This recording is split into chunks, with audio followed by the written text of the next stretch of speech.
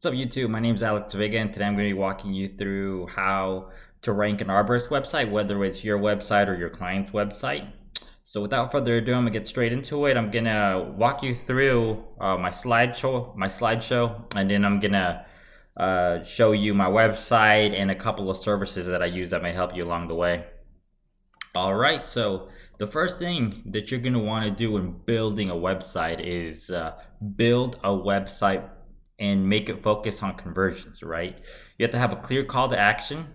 Calls convert better, so make sure you have a call button and a form somewhere on the top of the fold. Include your services on the home page, right? And include a map embed that shows your service areas, right? Now, let me show you what that looks like. All right, so this is one of my clients, and as you can see, we have a call to action at the top and a form at the right, right? You want to have these above the fold, which is before they scroll down, and you want to make this website as complete as possible. You want to be the authority of whatever niche you're in your town, in your city, right? This is a big point that a lot of agencies and business owners miss out on, right? When I was doing competitor research, I learned that a lot of arborists, they only have a one-page website and they'll have all of their services listed, right? And so I knew it would be fairly easy to start ranking once I built out a complete website and listed all my services and had proper pages, proper linking, things of that nature. So as you can see, I filled it out as much as possible, right? And of course, month by month, you want to keep adding to this. You want to be the authority in your industry, right? Here's some reviews. Here's some emergency tree removal services as well. And then normally I also have a contact form at the bottom as well with the map embed, right? Make sure you have plenty of calls to action. All right. Oh, and then at the very top, you can see we have different service areas that we target as well. This is crucial because dominating a local area is going to be one of the best ways to continue to get your client consistent leads. Even if the surrounding towns have a small population, it's easy to dominate those areas because your main website already has such relevancy. Chances are that by the time you build these service pages, you're going to start ranking. So for example, here's my incognito page. As you can see, we're ranking for for tree service, we're like 5th or 6th.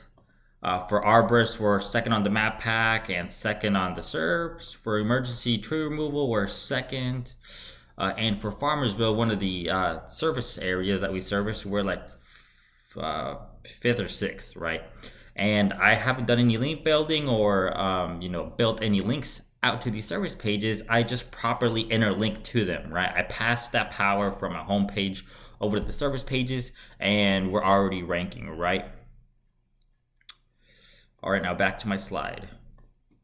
So the very next thing you want to do, I stated this in my previous spiel, you're going to want to build topical relevancy, right? So this is a huge area that competitors do not take advantage of. Most service businesses, like I said, are just one page. They lack sufficient content. So oftentimes you can rank really well by just having a properly optimized and well filled out website. Like I said, you have to aim for around 200 to 300 more words of content than your top ranking competitors. You don't have to go ham, but just have more than them, right? Like I said, this is a huge overlooked component to ranking websites. I've actually worked at multiple agencies, and this was a huge pain point for them, right? The bigger they get, the more they start focusing on acquiring new leads as opposed to actually doing good quality work. So one of the best things you can do is every month continue to add content to the page, add FAQs, look at call rate, or look at other metrics to see what it is that people are searching, and add those to your website accordingly. All right, and the very next thing you're going to want to do to rank your Arborist website or service website, this actually works across many different areas. You want to build links, citations, and Web 2.0s, right? Pay for good quality citations, don't cheap out. So I'm going to walk you through Fiverr real quick. This is the seller that I normally use. As you can see, they normally include Yelp. Let me see, what's another big one? Hot Frog is normally on this list as well. But you want to make sure they include Yelp or Hotfrog. As you can see, this one includes Yelp as well. There's some cheaper citation services, but you don't want to cheap out. I've used cheap citations in the past, and they just don't give you that power that you need, right? The very next thing is build good quality Web 2.0s, right? Now, let me see if I can find a good quality seller. So, Web 2.0s. Let me see.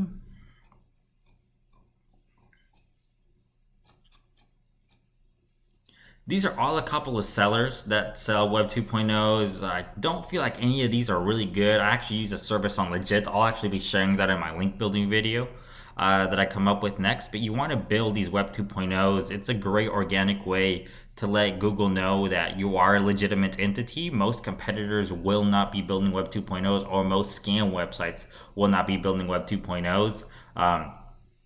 They just post a website and that's it, right? So with good on page and with Web 2.0s and citations, this has honestly been enough to get me to start ranking, top 5 for a lot of keywords. Not many marketers talk about this, right? They make link building to be super hard, super impossible, super time consuming. But doing these two things alone, as well as having a properly optimized page, will start to get you to rank, right? You will immediately get out of the sandbox, which I really don't believe in anymore. I've as soon as I get, my citations and my Web 2.0s, I'm normally ranking outside the top 10, maybe even in the top 10, sometimes even the top 5, depending on the competition of the industry. All right, and the very last thing, you're going to want to continue to build out the website as the months go on, right?